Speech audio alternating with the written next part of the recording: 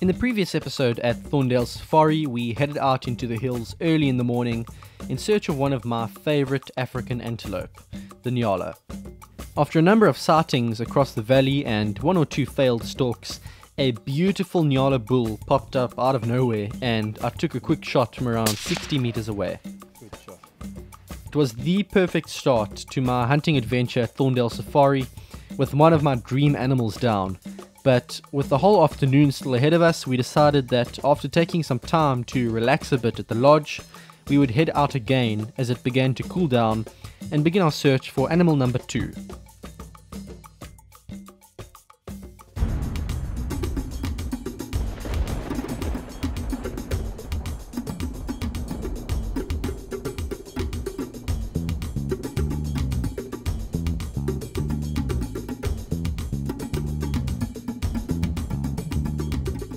Hunting in the flat areas is a whole different ballgame to hunting in the mountains. Not only do we find different species, but the style of hunting is very different as well. Because it is so flat and because there is so much vegetation, prone and sitting shots are out of the question, and most shots have to be taken from a standing position up close, which adds a whole new dimension to the hunting experience. This hunt begins with professional hunter Matt Guyan leading me through the bush towards an area where he knows the ostriches like to stand. It's a long walk, but the beauty of hunting in South Africa is that there's always something to see, whether it be the landscape around you, the mountains, or a pair of yellow mongoose playing around in the dirt. You don't get to see this every day.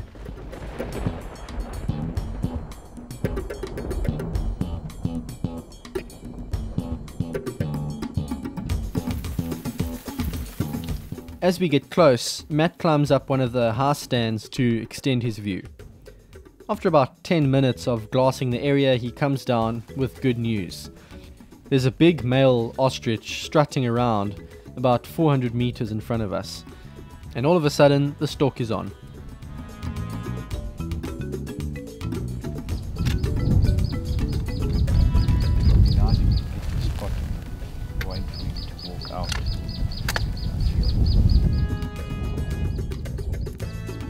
Matt leads us closer and closer, and as the terrain begins to open up a bit, we finally spot that long neck peeking up over the bushes, and we begin to set up for the shot.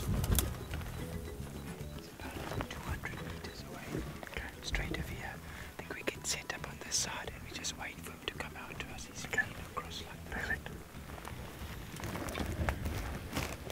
It's a very difficult opportunity with so many bushes in the way.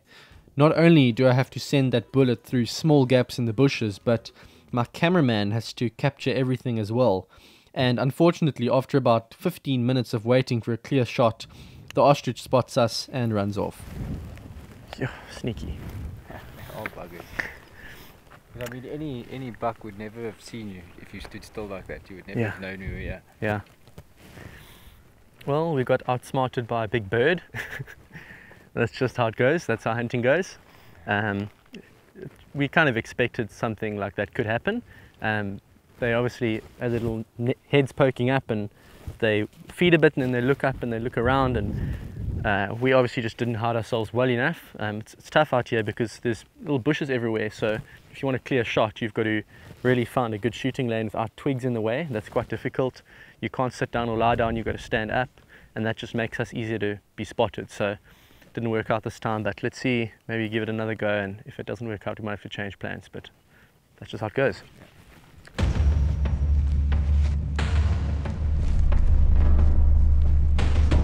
We keep on moving, trying to relocate the ostrich, hoping that he hasn't run too far, and after a few hundred meters we spot a whole herd of Blue Wildebeest.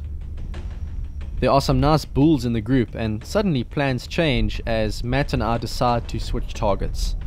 I have filmed a few Blue Wildebeest hunts before, a couple times with the bow and once with the rifle, but I've never actually shot one myself, so it was something on my list, and although it was a last minute decision, it quickly becomes quite interesting as a herd of zebra cross in front of the wildebeest, and for a moment we think that the wildebeest is going to bolt.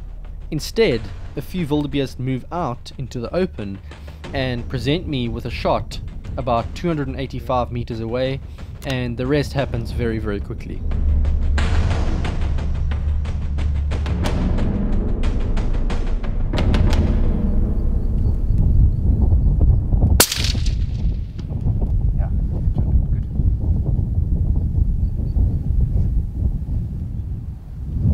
Down. Whew.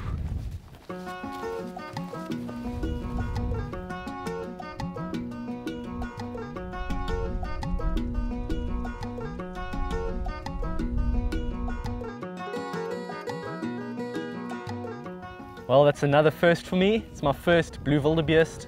I've filmed Blue Wildebeest bow hunts before, but I wasn't shooting, I was actually just filming. So it's the first time I've actually got one down. So, you know, to be able to shoot a nyala in the morning and then come out late in the afternoon and shoot another first of the species is really, really fantastic. And it's a beautiful animal as well. The way it played out, we actually went out to target an ostrich. We wanted to shoot an ostrich, but we kind of knew from the start that there'd be a very good chance that we wouldn't get one. It turned out to be very tricky, and as soon as the ostrich saw us, he was off. So as the ostrich ran off, we saw a group of Blue Wildebeest, and as hunting in South Africa often goes, it's quite an opportunistic game. It's not like over in the US where you draw a tag for a certain species and that's the only thing you can target. Over here, we have the freedom of being able to choose between a whole lot of different species. So we changed plans, went after this animal, herd of zebra ran past. We thought for a moment that this animal was going to get a fright and run off, but he stayed put and gave us a perfect, mostly broadside, slightly quartering towards shot, and we took the opportunity, and he probably ran maybe a couple hundred meters and went straight down, and clean shot. Didn't have to put a second bullet in him, which is fantastic. So I'm extremely happy with that.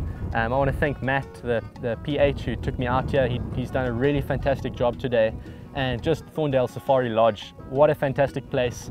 It's probably the most comfortable, most luxurious lodge I've ever stayed in of all the places I've hunted. It's really beautiful. The views are amazing, and it's in my beloved home province of the Eastern Cape, so I could not be happier. It's a fantastic end to the day, and hopefully I'll be back here sometime in the future for another hunt, because this is a really great spot. Thank you. I wish I had Thank you. camera also. You spot very well. Nicely. Yeah. We almost had that ostrich as well. Yeah. We were waiting, and then you know when they walk, you lift his head up. I think here just guys know now they were taking. Yeah. But this one I thought are perfect. Yeah. Yeah, perfect. With another successful hunt wrapped up and a huge smile on my face, we load the wildebeest into the back of the truck, take him down to the cold room to be processed, and make it back to the lodge in time for a beautiful sunset.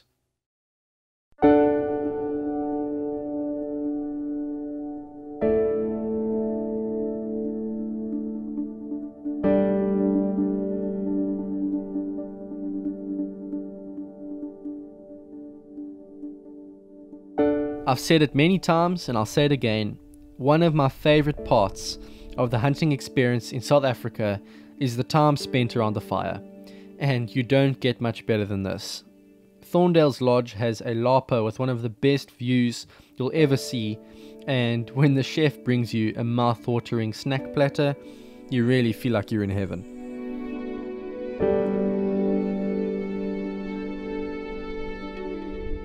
As the sun went down, we spent some time savoring the moment and taking it all in, and once the fire was ready, we started preparing the main course. Fillets from the nyala I'd shot earlier in the day.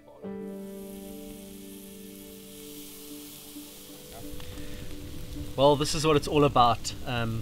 As much as we enjoy hunting trophy animals, we always want to use the meat. That's what hunting's about. And to be able to shoot a nyala this morning and then be able to actually put the fillets on the braai or on the barbecue and cook them is really special. Meat always tastes better when you've actually shot the animal yourself, and to see the process through from in the field to on the plate is really fantastic. So I'm glad we've been able to do this. It's going to taste really good.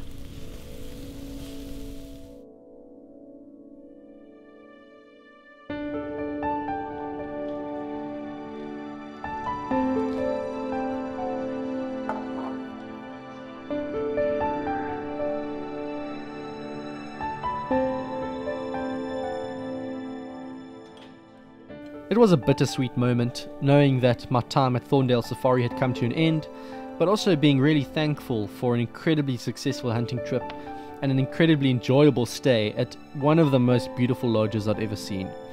Perhaps I'll have the opportunity to come out here again sometime in the future, but until then, thanks for joining us on this one, and I'll see you again next time.